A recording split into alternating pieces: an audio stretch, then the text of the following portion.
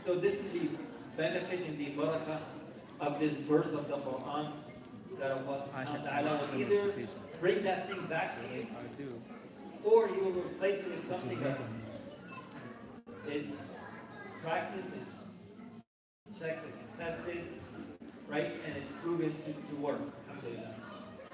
So, to be honest with all of you and transparent, our guest speaker is late, still on his way. Inshallah will be here in a few minutes. I have to fill the blanks. Have Hafiz not here as well. He's checking up on his notes, see what he wants to share. Inshallah, now please come up. I want to just share a few things that are very important for all of us to know. One of the things that I want to share is that we have only 30 and 30 and 30 days. That's 90 days, 3 months before Ramadan. New game, new phone, for the Mawsim, for the season where we are going to be focused in ibadah, in devotion with Allah subhanahu wa ta'ala, and working Allah subhanahu wa ta'ala, the month of Ramadan. The great pious people in the past, they will wait for the month of Ramadan and make dua and supplicate 5 months before Ramadan starts. So we are still 3 months early before Ramadan, but we are 2 months late in preparing ourselves for the month of Ramadan. So we need to prepare ourselves mentally, spiritually, physically. There are so many things you can do, but start some strategies for yourself. That what do you want to do? What do you want to accomplish in the next coming Ramadan, inshallah? Right, this is one of the du'as that the Prophet ﷺ used to make.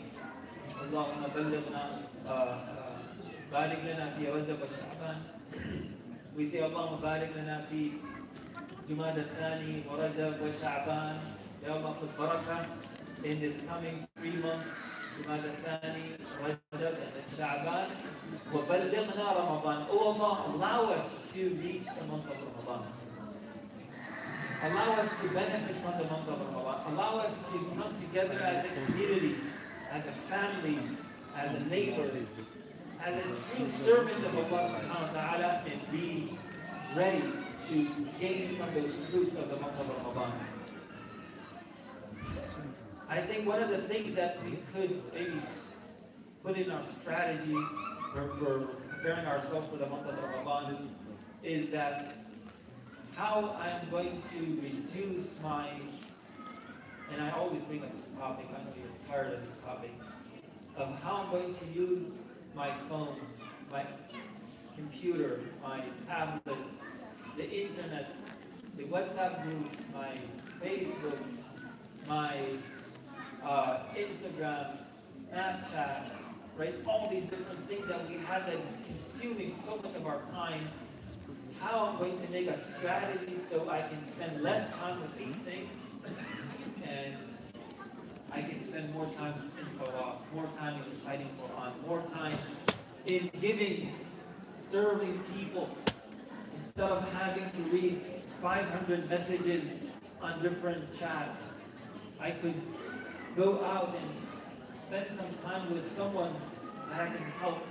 Perhaps I could, just visit a few sick people in the month of Ramadan. I could visit some of the people that throughout the year I never got a chance to see, and never got a chance to see Salam Alaikum, never got a chance to help them out when they are in need.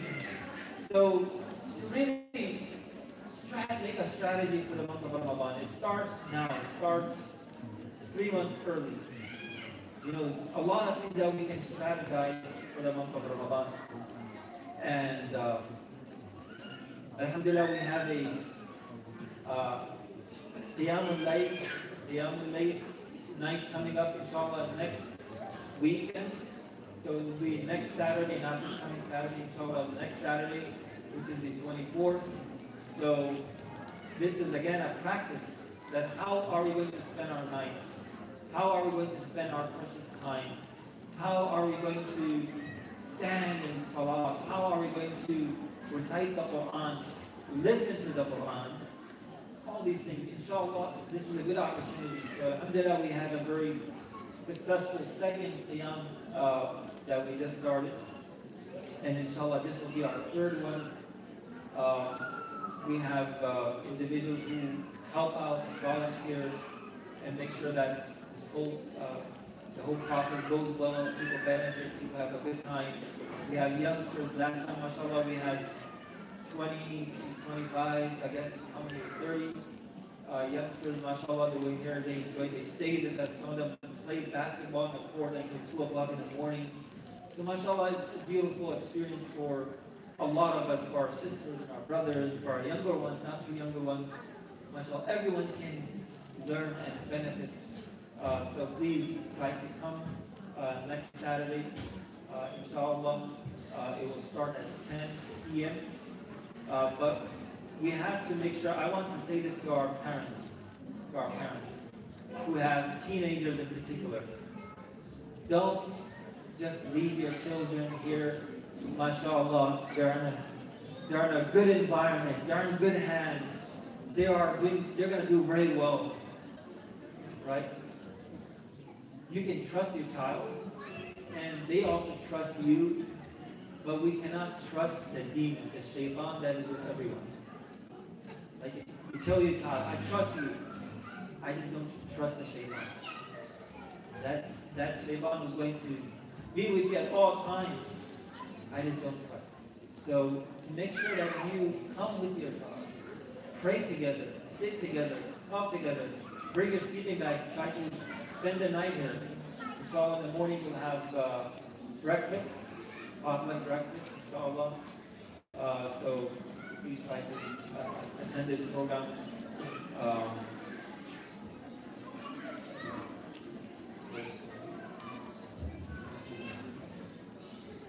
Assalamu alaikum wa rahmatullahi wa barakatuh. Alhamdulillah, it's so good to see so many of you after a long time. Some of you more recent. Over the past few months, we've been traveling, my family and I, on a journey to mainly meet family. Like many of you, we have family that perhaps is close by within our home.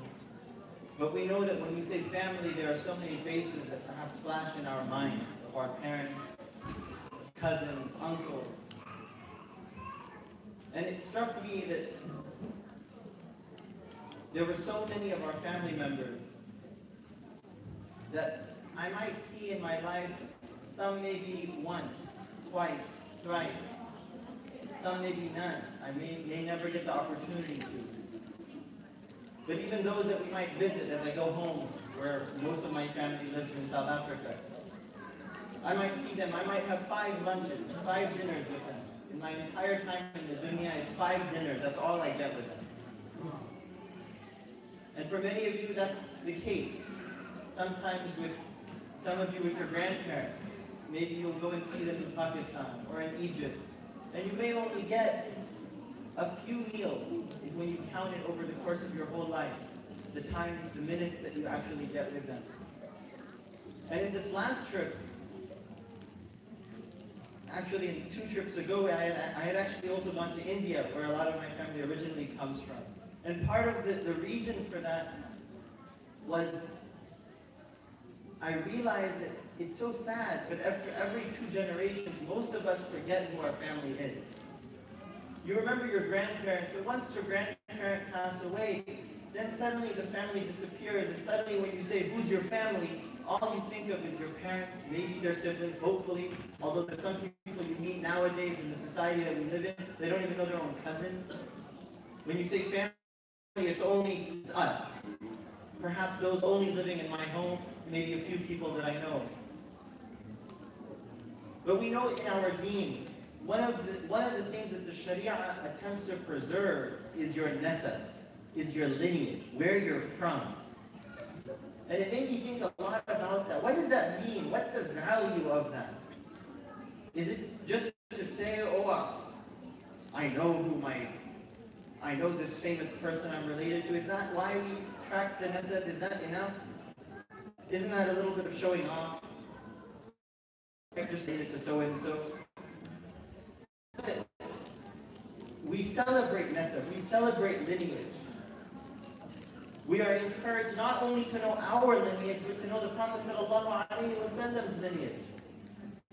And so that's why you have in Mauritania, as part of a poem that the children will memorize to learn the seerah, to learn about the life of the Prophet, they'll actually learn a line of poetry that will allow them to know the Prophet's lineage from his beloved, his blessed name sallallahu alaihi wasallam until his father Adnan, as far as it is verifiably traced.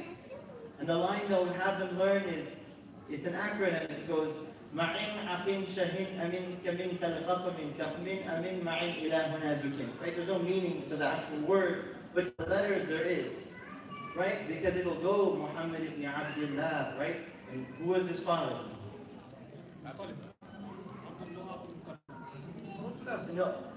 Ma'in, Muhammad, Abdullah, Aqin, Abdul Muttalib, right? No, sorry, I messed up here. It's Ma'in Shahin. So actually, in this one here, the Sheen is referring to what? Who's Sheen? Whose name starts with Sheen? That's Shayba, right? Shayba. With the other name for Abdul Muttalib. Shahin, Hashim. And then it goes on, right? Ma'in, Shahin, Aqin. And then it was Abdul Manaf, we'll say, and it keeps going on until Adnan. But even in certain places, in some countries, one of my friends from Somalia, when he came to study here in Boston, he surprised me. He said, you know, I know my lineage at least I know at least, what did he say, 15 or 20 grandfathers. And I said, wow, that's cool, right? Fun factoid.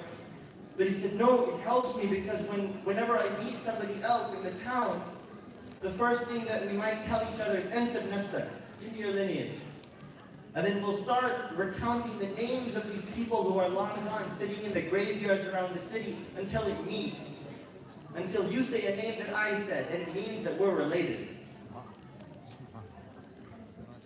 This is one of the beautiful ways that the Sharia is trying to preserve something. It's trying to give people a consciousness if they didn't realize that maybe the random person on the street they were arguing with is actually their long-lost relative.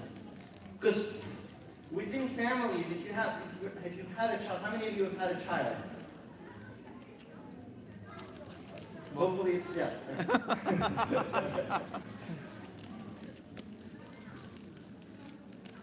That love comes for free.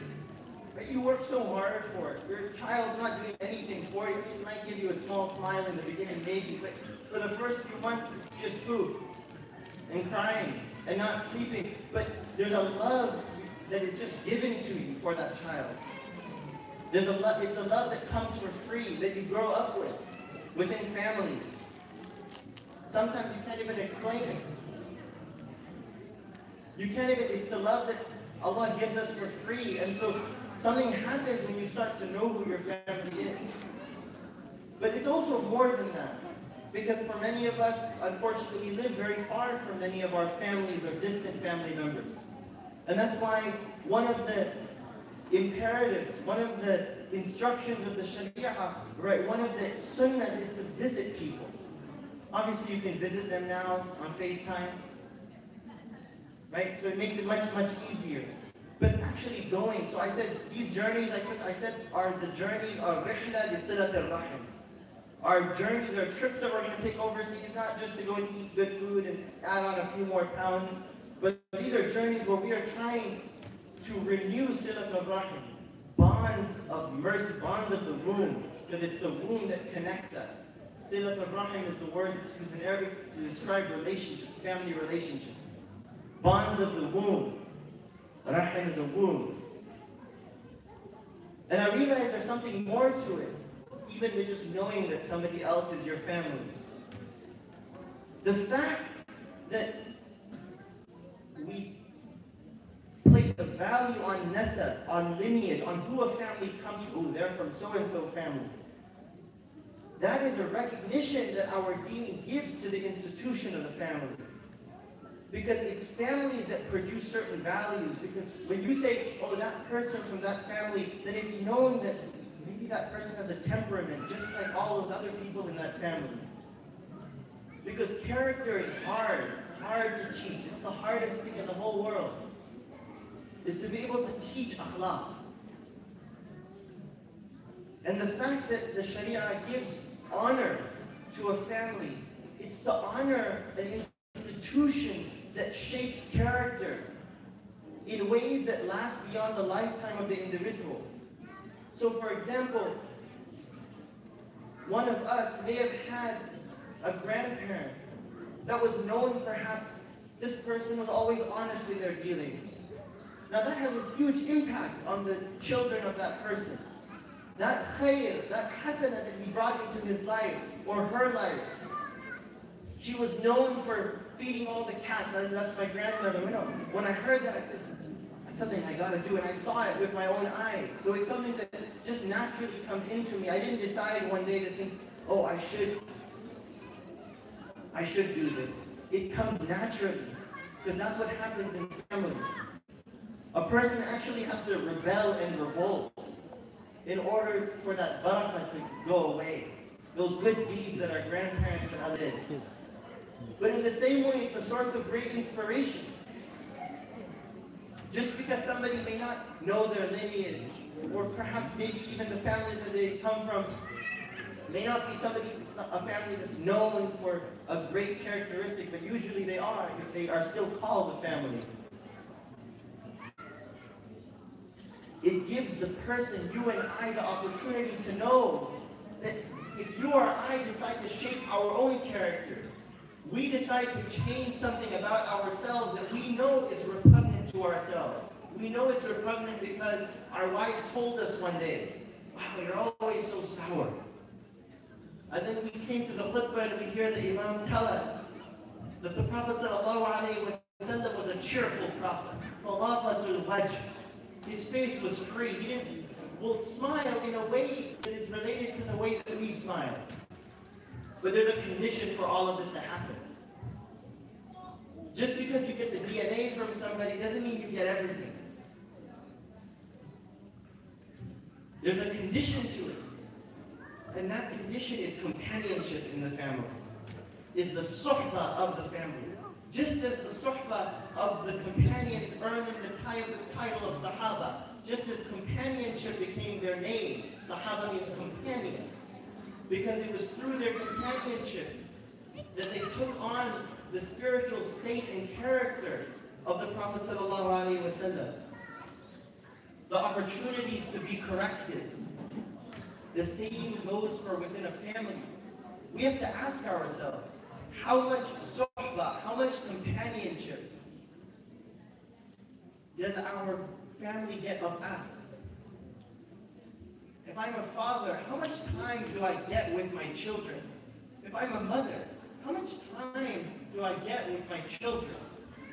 And this is very important because there's a book that you can read, I can't remember exactly, it was called something like Being Alone or something like that, 2.0. And it was this anthropologist, and he goes through high schools in America. He decides to try to fit in. It's probably a little bit hard for him to fit in completely, but he tried his best, as anthropologists try and do, right? To get to know and to understand how are the people thinking themselves. And one of the findings in this book is so surprising, it's so sad.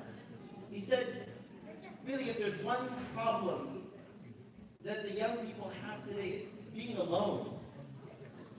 Even those that are high achieving, they're acing their classes, they're a star on the sports team, you know, and in all the Olympiads, whether it's like the decathlon, all the academic decathlons, they're at the top. They're going for speech and debate tournaments on the weekends, right? They're doing all sorts of things, community service, but good things that are helping the community. But when you actually look at the amount of time they spend with their parents, it's a very short period of time. They may be on their parents' payroll, Their parents may be working very hard, very sincerely, to keep them happy, buy them gifts, make sure that they get their favorite foods. They might be doing so many things for their children, but they're not giving their companionship to their child, which is the most important thing that a parent can give. Now, it's another thing if maybe as a parent, a person may feel so deficient that there's something wrong with my character and I don't want to spend time with my child because they're going to get my anger. They're going to learn how to react negatively to all these situations. I'm such a Debbie Downer. I always kill the party and I'd rather them not be around me and I see somebody else more cheerful and let them go spend time with them. But then maybe that means that we have to change ourselves, if that is the case. But when they calculated the amount of time that a child actually spends, if you were to add all the minutes and all the hours of quality time that the average child gets with their parents, it was about 2% of their time.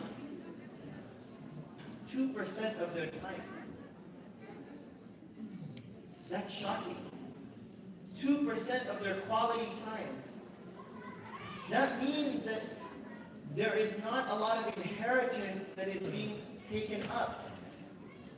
Because when you or I pass away and we write the will, that's the easy inheritance to give. It's just a few numbers that you lay out on a sheet and then you designate.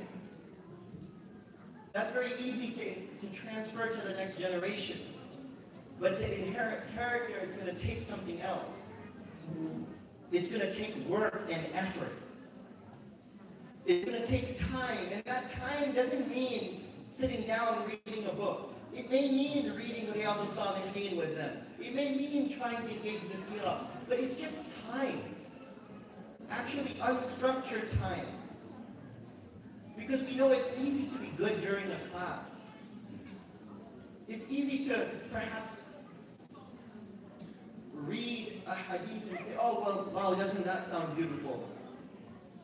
But they need to see us at our worst and know how to be the best in the worst time. I still remember, when I was young, one of the things, the goals that I had was to memorize the Quran, and growing up in California, we were trying to figure out how to make it work. But as a result of that journey, my parents sent me to live with a lot of different people. So I actually ended up, I spent 1 month with this Imam in Los Angeles, I actually lived in his house. I went to go live with some of my aunts and uncles in South Africa. I went and lived with a lot of different people, so I got to see a lot of married couples at their worst. And it gave me an opportunity to also then decide what were the things that I wanted to teach myself. I'll never forget, I was in a car in a garage, and I tripped the alarm. The garage door was closed. The alarm was blaring. It was so loud that I was about to go crazy. And the owner of the car, my dad, mashallah, he would have reacted different. And I was with this beautiful uncle, who's not a direct relative, but was a very close family friend. And I'll never forget, the alarm is blaring really loudly. And I'm worried he's going to get angry. I mean, anybody in that situation, what did you do to my car? Because you can't think in that situation. But I remember looking at him, and he just looked at me, and he said, don't worry, I'll switch it up. And he said it in this quiet tone. And I took it, and I said, I want to be like that. I haven't seen that example yet, but I want to be like that. But within our families, when that lesson often comes with, there's some characteristics that we have to inherit. So a few months ago, there was a very sick relative of mine in India. So I got to go back to this village where, on my mother's side, many of the relatives still are, 3-4 generations back. You know, and I'm walking around this village and I'm trying to figure out how it works. And I'm thinking, wow, I'm so far away from the snow. I can't be moved like continents. It's so odd being here. But I need to figure out, how did this village stay together? Because people seem to really love each other. There's some very deep connections there. And it made me realize that family is something that has to be cultivated. It's not something you can take for granted. Allah gives it for free.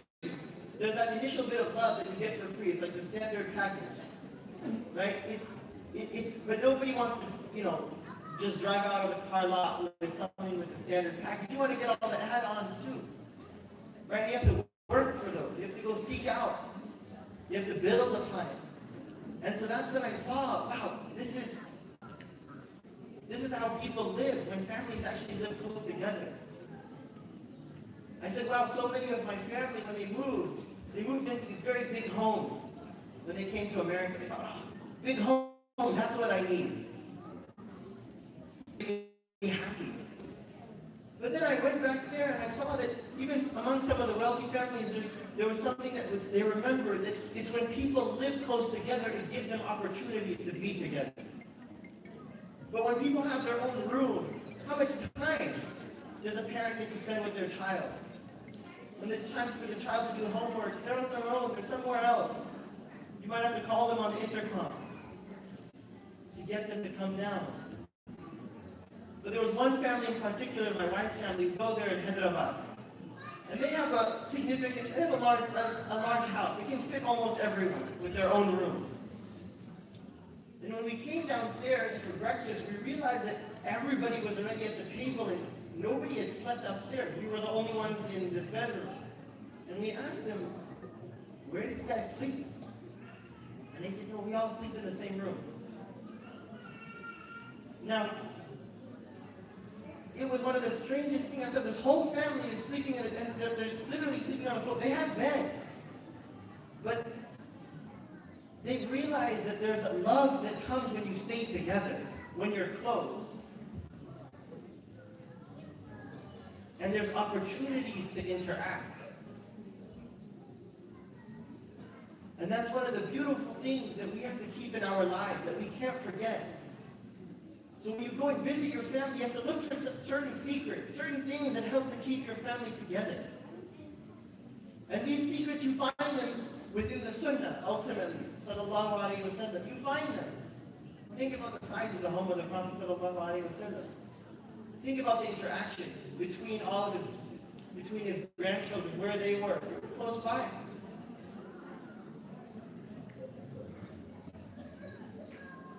And so if our children are only spending 2% of their time with us, can they be called our Sahaba? Can they be called our companions? Unfortunately, in some cases, it's even hard for other people to recognize that they are our children. In the past, it would be immediately recognizable. Why? Because the child would almost become a carbon copy. They would be their own unique person of that parent. When they laugh, people would say, that's the laugh of so-and-so. That's how they cough. That's how they walk. The way the father points or blinks becomes the way that perhaps the son may do it. The way that the daughter laughs or chuckles, responds to a joke, or the way she hugs, will resemble the way that her mother did it. And that's something that's not taught in a classroom. That's something that comes with time, and it becomes natural to the person. It becomes the way they are, the person they are. And that goes for the salah as well. Often we expect our children sometimes to learn the salah just from lots of other places. But the most impactful lesson is the one that they're going to get every day when they're at home. When they see you or me getting up to make salah in a certain way. Not just fulfilling the number of rak'ahs, but the way that we did it. Did we do it at the beginning of the prayer time? I remember my grandfather would go, and if there was any wrinkle in the sajada, in the janamas, in the carpet, the rug on the ground, he would just smooth out that wrinkle just before the prayer. But seeing him make tahajjud, then I realized it's not just in books, people do it. It's just a matter of setting the alarm clock 15 minutes earlier, 20 minutes earlier, 10 minutes earlier, 5 minutes if you're really good. And so this is the beauty, the opportunity that we have. Either whether we are recipients of a family tradition, or whether we are the beginning of a family tradition. whether we are the beneficiaries of that nasab that came before, or whether we are going to be the benefactor, the one that gives to our children. Not just the inheritance in bitcoins and dollars, but the inheritance that they will be able to give to their children, and that they will see on the Day of Judgment. The inheritance of character. And so we ask Allah subhanahu wa ta'ala to truly give us a realization of the power that we have as individuals, as parents, and as children. It's never too early for a child to begin to realize and think they have to sort out. What is my family all about? One of the best questions to ask when a person is getting married. How many of you are in the market?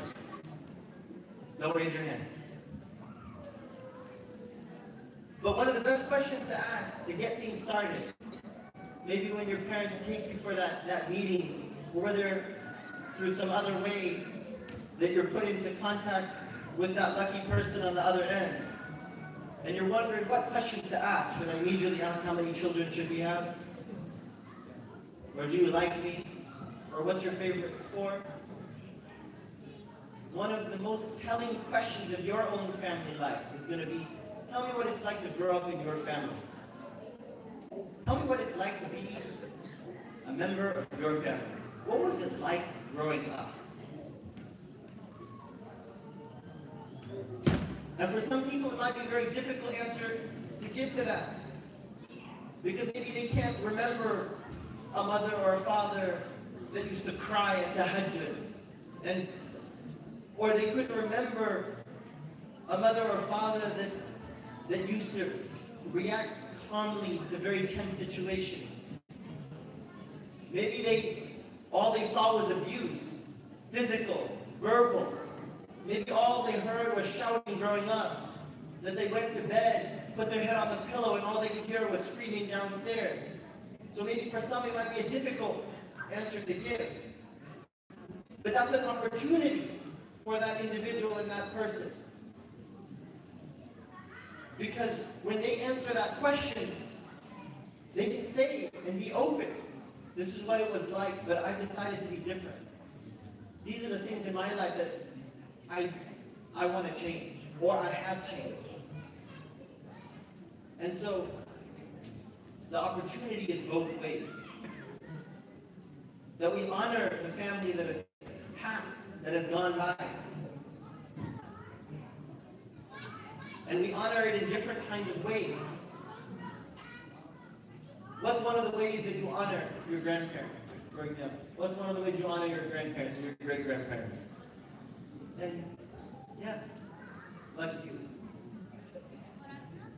Read Quran to them, right? They're living, especially, or if they're past. But if you said read Quran to them, whether you go to the cemetery and you're there, or whether maybe your grandmother is in Mogadishu. You can FaceTime her and say, I just want to read Quran to you.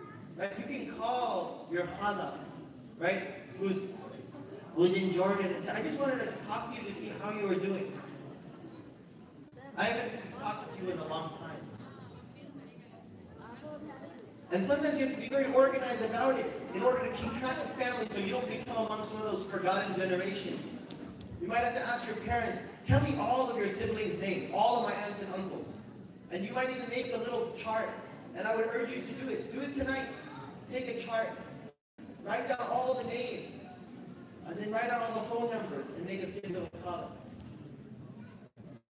To help you and myself to make amal upon what we've just heard, to act upon it so that we don't have to wait to Jannah to meet our family members.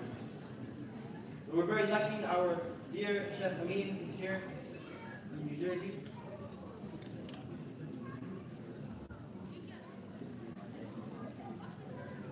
Yeah, so don't just do that family tree in kindergarten that you get. Who's your family? And then you drew like your parents and that. Family is way bigger. And so extend that family. Get that one out of your kindergarten heirloom box. And fill it out. May Allah subhanahu wa ta'ala make us amongst the people of Silat al-Rahim. Amin. MashaAllah, Shaykh Amin, it's been there before, it's been a while. It was 2015, I guess. Right now in 2018, late 2018, right? 2 years just flew by. MashaAllah. Little white. MashaAllah. Shaykh Amin, he is from Atlantic City, native to that place, MashaAllah, grew up there, accepted Islam at the age of 14, and traveled to so many different places of the world to seek knowledge. As I mentioned before, his expertise is Aqidah, Islamic creed, or beliefs, etc. So, and he teaches many other courses, classes. He has his own masjid there. He's the full-time Imam, he's the Khatib, he's the, mashallah, very interactive with the local officials and doing a great job. Mashallah, the first time that I went to Atlantic City before Imam Amin came back to the United States, it was just a, perhaps like a warehouse. And we stayed there for a night, we spent the night there, we prayed Isha and we prayed Fajr. And I was just thinking that, is this really a masjid? And then after a long time, after maybe 2-3 years after Shaykh Amin came back, got that place up and running, when I came back, I was surprised to see this place that has changed into really like a community center. That you really feel a community when you enter that place. There's a place when you enter, someone to receive you, someone to talk to you, someone to say salam alaikum, how are you, who are you? So alhamdulillah, he has done tremendous work, and mashallah, day in and out, he's always traveling, doing programs in different places. So I could go on for your whole time that's left over, but inshallah, jazakallah for coming and joining us for this week. بسم الله الرحمن الرحيم الحمد لله رب العالمين وأفضل الصلاة وأتم التسليم على سيدنا محمد وعلى آله وصحبه أجمعين. اللهم لا سهل إلا ما جعلته سهلا وأنت تجعل الحزن إذا شئت سهلا. سبحانك لا علم لنا إلا ما علمتنا إنك أنت العليم الحكيم. السلام عليكم ورحمة الله تعالى وبركاته. Sorry for being late, but the airport was filled up with people, it was raining and the plane took long. But alhamdulillah, ما شاء الله كان وما لم يشاء لم يكن. What Allah willed to be, it's going to be, and what He did not will to be, it will not occur. So, inshallah ta'ala, Shaykh AbdurRahman, may Allah reward him, and everyone who arranged this gathering. He mentioned to me to use this time, we have like 20 minutes, 25 minutes, to give sort of an introduction to what we're going to talk about tomorrow. So our session is going to be about the science of the Islamic tenets of faith. Or we say ilm al-aqidah, or ilm al-tawheed, or ilm al-usul al-din. Many names that the scholars, they call this science. And that science, it is the most important of all the Islamic science. If one wants to study Islam, the first thing that one should do, as the scholars they said, أول واجب على العبد العلم بالله ورسوله ودينه. That the first obligation on the servant is to have knowledge about Allah Tabaraka wa Ta'ala, His Messenger Salawatullahi wa Salamu alayhi, and His religion. This is the first obligation. And the indication of that is in the Quran. That Allah Tabaraka wa Ta'ala mentioned in Surah Muhammad Salawatullahi wa Salamu alayhi, فَاعْلَمْ أَنَّهُ لَا إِلَهَ إِلَّا اللَّهِ.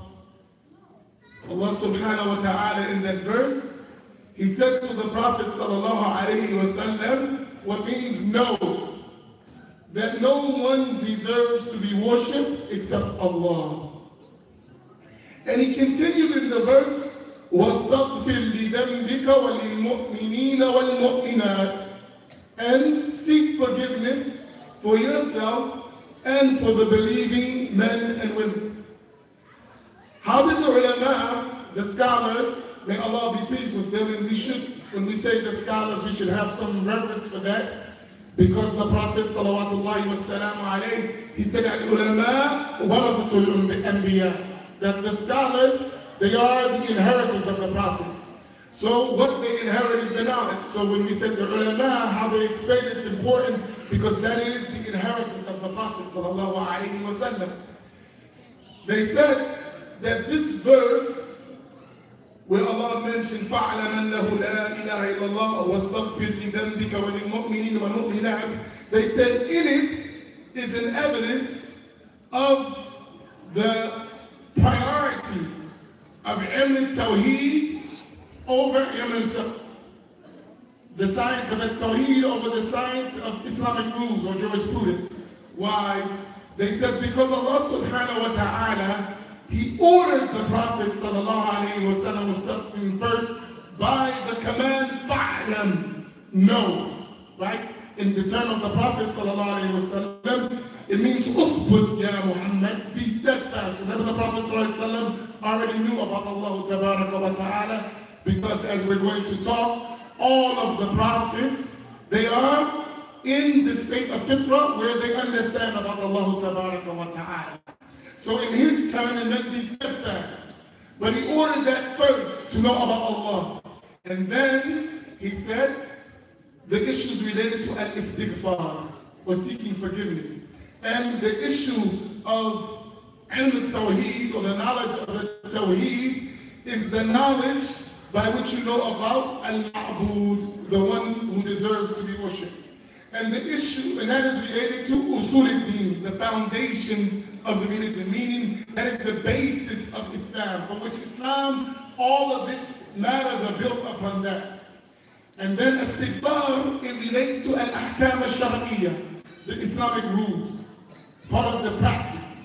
So therefore, they said, since Allah mentions first over that, that shows us that ilm al-tawheed, the knowledge of al-tawheed, or the knowledge of the rule of the tenets of faith of the religion, has a priority over the other aspects. And this is what the Prophet sallallahu alaihi wasallam, as Imam al-Bukhari narrated in his Sahih, that the Prophet sallallahu alaihi wasallam said to his companions, "Wallahi inni la'alamakum billah wa ashaddukum lahu khashya." The Prophet sallallahu alaihi wasallam, he said, "I swear by Allah," and we should think about this. This is the Prophet sallallahu alaihi wasallam, khayru khalqillah, the best of the creation of Allah, and he said, "Wallahi." So that means when he's swearing by Allah, that means whatever's going to come after that is of extreme importance. And what did he say? That I am a'lamakum billah. I am the most knowledgeable among you about Allah. So the Prophet ﷺ is taking pride in that. He's having dignity in that and honor. That he knows about Allah more than anyone else. And look what he said. So in this way, it can seem type of boasting. A'lamukum. I am the most knowledgeable. What he said, wa akhshakum lah. And then he followed and said, and I fear him the most. Right? He is the one who has the most khashya, reverence, fear of Allah subhanahu wa ta'ala. That means he's the most obedient. And Aisha radiallahu ta'ala anha, she explained his obedience, that she said that the Prophet sallallahu alayhi wasallam, he used to pray in Qiyam al-Layl, in the prayer of the night, till his feet would swell, out of his reverence and fear and honor for Allah subhanahu wa ta'ala. And the reason for that was because of his knowledge of Allah subhanahu wa ta'ala. He knew the rights of Allah subhanahu wa ta'ala on his servant.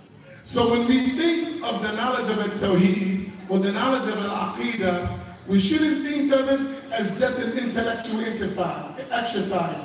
Rather, we should realize that that is the means by which the heart will develop into a pure heart, and when the heart is a pure heart, the limbs will follow it in obedience. And if we think about it, the location of this matter of al-Tawheed and Aqidah and Usul al-Din is al-Qalb, is the heart. And Allah subhanahu wa ta'ala told us, and that is the highest attribute of the heart. The highest obligation of the heart is al-Imanu billah, the knowledge and the faith in Allah subhanahu wa ta'ala. And Allah subhanahu wa ta'ala told us that on the day of judgment, and we should all be preparing for that day, because it is coming for all of us, that He said, يَوْمَ لَا يَنْفَعُ مَالٌ وَلَا بَنُونَ إِلَّا مَنْ أَتَى اللَّهَ بِقَلْبٍ سَلِيمٍ. That the day of judgment is the day where children or wealth will be of no benefit. Only the one who comes with a pure heart. And what is the essence of a pure heart? The pure heart is the heart that is filled with ma'rifatullah, with the knowledge of Allah subhanahu wa ta'ala. And hence, when we think about this science, and we'll talk about it in detail, what does it deal with? It deals with knowing the attributes of Allah subhanahu wa ta'ala, the names of Allah tabaraka wa ta'ala, the characteristics or the attributes of Allah subhanahu wa ta'ala, and what is obligatory among that, what is permissible among that, and what is impossible. And it also deals with the knowledge of the prophets. Because how do we know about Allah subhanahu wa ta'ala? It is through the Anbiya. And the last of them, Sayyidina Muhammad salawatullahi wa salamu alayhi. This is how we know about Allah. And it was, especially that I see these children running around, it was the thing that the Prophet sallallahu alayhi wa sallam taught them first. Ibn Majah, radiallahu ta'ala anhu, he wrote in his Sunan Ibn Majah, he said, from the route of a companion, Jundub ibn Abdullah. Jundub ibn Abdullah, he was a companion of the Prophet sallallahu alayhi wa sallam. He said, we were with the Prophet sallallahu alayhi wa sallam as young boys, before pubescence, young children. So he taught us Iman, the faith, before he taught us the Quran. And then he taught us the Quran, and it increased us in faith. So that was the methodology of the Prophet sallallahu alayhi wa sallam, as Abdullah ibn Umar mentioned when he was talking to the people in his time. He said, you are a people who learn the Quran before you learn the Iman. And that is why you are in the condition you are. Where we, Ashab al-Nabi sallallahu alayhi wa sallam, we learned Iman before we learned the Quran, and that's how we were increased in our Iman and our knowledge of the Quran. It is because they knew about Allah, they knew about His revelation. And you think about it, that is the purpose of the Quran. The purpose of the Quran is to give us a state of heart, attributes of the heart that cause us to reflect on Allah tabaraka wa ta'ala. That you think the purpose of the Quran is not just qira'ah, not just reading, but the ultimate thing that we use the Quran for is at-tadabbur wa tafakkur. And by those two things, we get to know about Allah subhanahu wa ta'ala and all of the creation, which are just signs back to the Creator. And that's what Allah told us about the Quran. أَفَلَا يَتَدَبَّرُونَ الْقُرْآنَ أَمْ عَلَى قُلُوبٍ أَقْفَالُهَا. Do they not ponder and reflect and think about the Quran, or are the hearts locked? So the way we're going to have a good understanding of the Quran is to have a good understanding of Iman. And when we have a good understanding of Iman, we reflect and we ponder on the Quran, then our actions will be alive by the light of the Quran, the light of Iman, and those actions will be a light to humanity. So at Tawheed and the knowledge of Aqidah and everything that relates to it is the most important foundational thing for our life, for our world. For everything we need to do, it is important that we have the strong Iman. If we think, when we utter with Ash-Shahadatan, the two Shahadas, Ashhadu an la ilaha illallah wa ashhadu anna Muhammad Rasulullah sallallahu alayhi wa sallam, if we think about that,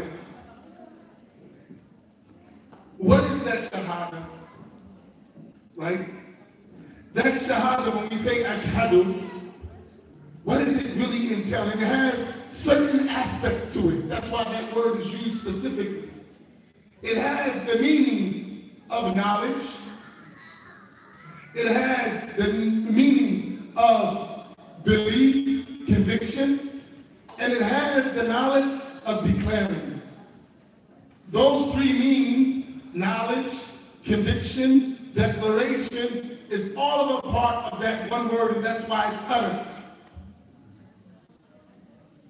That if we know for sure that Allah subhanahu wa ta'ala is the one who rightfully deserves to be worshipped, and Muhammad sallallahu alayhi wa sallam is the messenger of Allah, not only knowing that, but we have a firm conviction in his truthfulness, right? A firm tasdeeq and jazm, a firm conviction in that.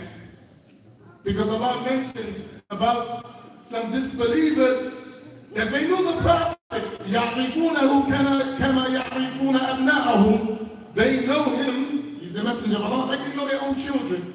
But what was missing? A tasdeeq. They didn't have firm belief. They didn't have firm belief.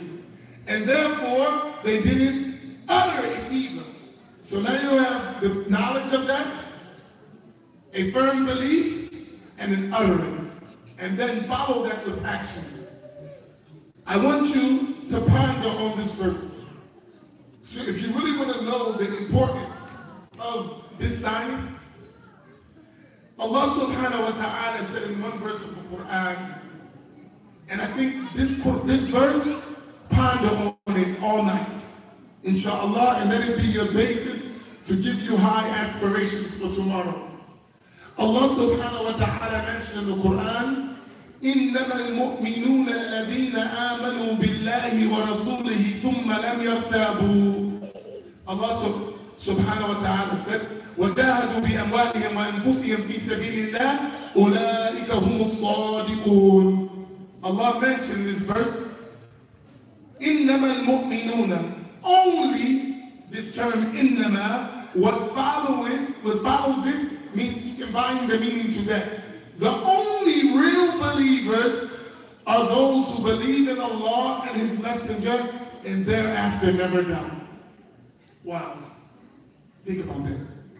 So if we are real believers, we must have a firm, unshakable belief and conviction in Allah and His Messenger. Salawatullahi wa salam alayhi.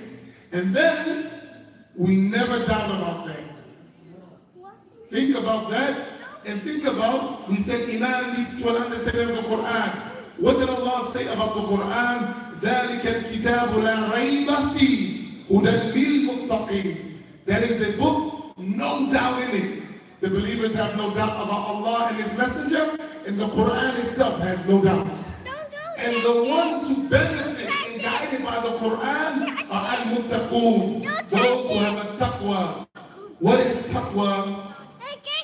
They describe a taqwa by four matters. Al-imanu bil-jaleel, wal-amalu bil-tanzeel, wal-qana'atu bil-qaleel, wal-istidad li-yawm al-raheel. They describe taqwa, fearing of Allah, really obedience to Allah, is belief in Allah, acting according to the Quran, being content with little, and preparing for your journey to Allah subhanahu wa ta'ala. These are the real believers.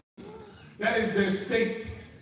And we would ask that Allah subhanahu wa ta'ala makes us real believers. And how are we going to become real believers? We have to learn the manners of the religion. And that's why Imam al-Ghazali rahimahullah, who was known as Hujjatul Islam, known as the proof of Islam, he said in one of his sayings, لا تصح العبادة إلا بعد معرفة المعبود. That the ibadah, the worship, and that's a comprehensive term. The worship is not valid, is not acceptable until one knows the one whom they worship. And if the worship is not valid, until we know the one who is worshipped, we should think of the status and the importance of worship, which Allah mentioned in the Quran, وَمَا خَلَقْتُ الْجِنَّ وَالْإِنسَ إِلَّا لِيَعْبُدُونَ. We only created the jinn and the human beings to order them with worship, with ibadah. And if that is why we're here, to worship Allah, and that the worship of Allah is not valid until we know Allah, then it is important just to learn the matters of Tawheed, the matters of Usul al-Din, the matters of Aqidah. And Alhamdulillah, we have some time tomorrow, so I'm going to try to give you the science of Tawheed in a comprehensive, summarized method, inshallah. So I'm going to join between several books that you normally would study in Aqidah, and I'm going to select through them issues that each and every one of us could benefit from, and that after tomorrow we would have the foundational important matters of Aqidah, that you will understand them well.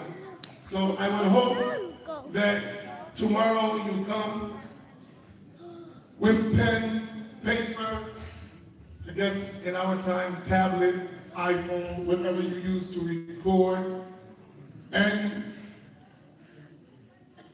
write down well these matters that we're going to talk about, inshallah ta'ala. And it would be hoped that when we finish, everyone would have the minimum necessary knowledge that is required upon every morally responsible individual. Inshallah.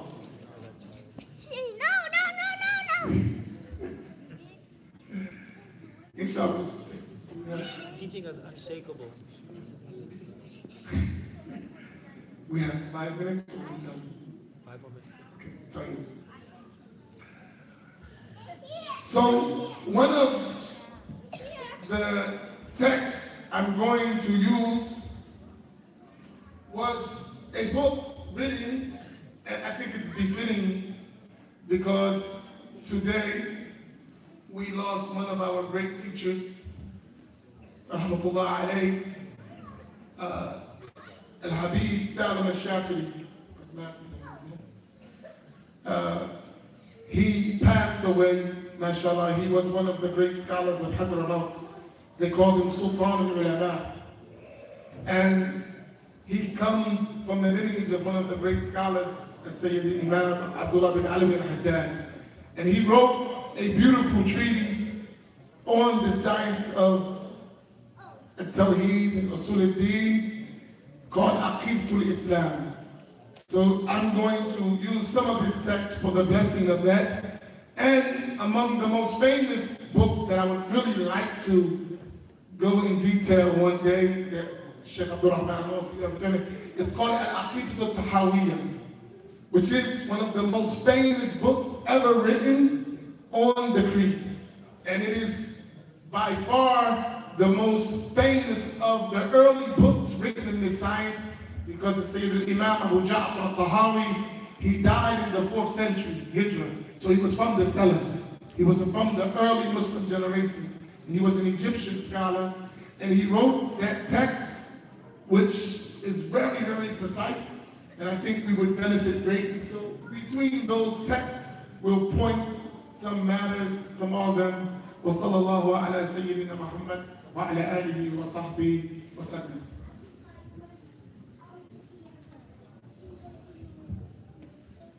So inshallah, we will get together tomorrow at 10 o'clock. We will start. We'll have this portion for the program. Brothers and sisters, and this is encouraged for any age, I would say 14, 15 and above, teenagers, those who are in high school in particular, for our young adults, any age, inshallah. I hope this is not just once in your lifetime. I hope you get a chance like this again and again. But just think about it, that what if you don't get a chance like this later on? You get so busy you're not able to take out 6 hours of a weekend from Saturday, which is normally a lot of a time that normally we do a lot of things. So just consider this, that it's a maybe perhaps a once in a lifetime opportunity, that it's right there at your school. It's right there at your masjid, at your place. You don't have to travel as Shaykh Amin traveled all the way to Hadramaut. It's called Hadramaut, where death actually comes there. Hadara means to attend, to come. Maut is death. So it's a very difficult place. There's mountains that you look at them and wow, you look at from the window of the plane and it's scary. You know, people have gone so far to learn, and this is right there at your doorstep. So please take this opportunity serious, and please come. If you cannot come, we will have live stream, but this is khabar. This is information that you would just get maybe at your home or at somewhere else, maybe at on your long drive. But if for whatever reason you cannot make it, inshallah, we'll have the recording. But if you can, please try to come for the whole entire time. Inshallah, hopefully we ask Allah subhanahu wa ta'ala to bless our teacher, Shaykh Amin. I have really benefited from him a lot. And may Allah subhanahu wa ta'ala bless his family. And may Allah bless all of you who came out tonight with a lot of patience. Bless Hafiz Mal and his family. Bless all of our volunteers and helpers, inshallah. So right after the salat, after Isha salat, I want to have some of our brothers to stay back to set up the place, inshallah. So please stay back after Isha for a few minutes. I really want to thank our host tonight, Brother Shafqat, one of our very long-term member of this community, and his team, along with the sisters of this group. We ask Allah subhanahu wa ta'ala to bless them, and may Allah subhanahu wa ta'ala give food to those who gave us to eat, and give us drink from the blessed hand of the Prophet sallallahu alayhi wa sallam. May Allah put barakah in their health, their wealth, progeny. May Allah subhanahu wa ta'ala bless all of our families, all of our youngsters. May Allah subhanahu wa ta'ala bless these wonderful little kids who came out tonight and sat there with all this patience. It's so beautiful to see every age, although we had some kids running around, and that's fair enough. I think that's why we have this little place here open for them to play around. You know, it doesn't go waste. These kids who were just running around, they were listening, they were hearing beautiful words, they were hearing some verses of the Quran, they got their share. So we ask Allah subhanahu wa ta'ala to bless all of you with barakah in your health, any wealth, any progeny, bring comfort to your family members. May Allah give shifa to all those who are sick in our community. Those who passed away, may Allah subhanahu wa ta'ala have mercy on their soul. May Allah subhanahu wa ta'ala put in their grave. As we heard, one of the great scholars who passed away, who will say Fatiha on his soul. And all those who passed away from our community, we just had a young gentleman who passed away just the age of 23. You know, life is just, it goes, it can end any time. So inshallah, with that intention, we'll take Surah Fatiha for all those who passed away. Fatiha, الحمد لله رب العالمين الرحمن الرحيم مالك يوم الدين إياك نعبد وإياك نستعين اهدنا الصراط المستقيم صراط الذين أنعمت عليهم غير المغضوب عليهم ولا الضالين. Sheikh, just a quick. Oh, he's gonna call that down.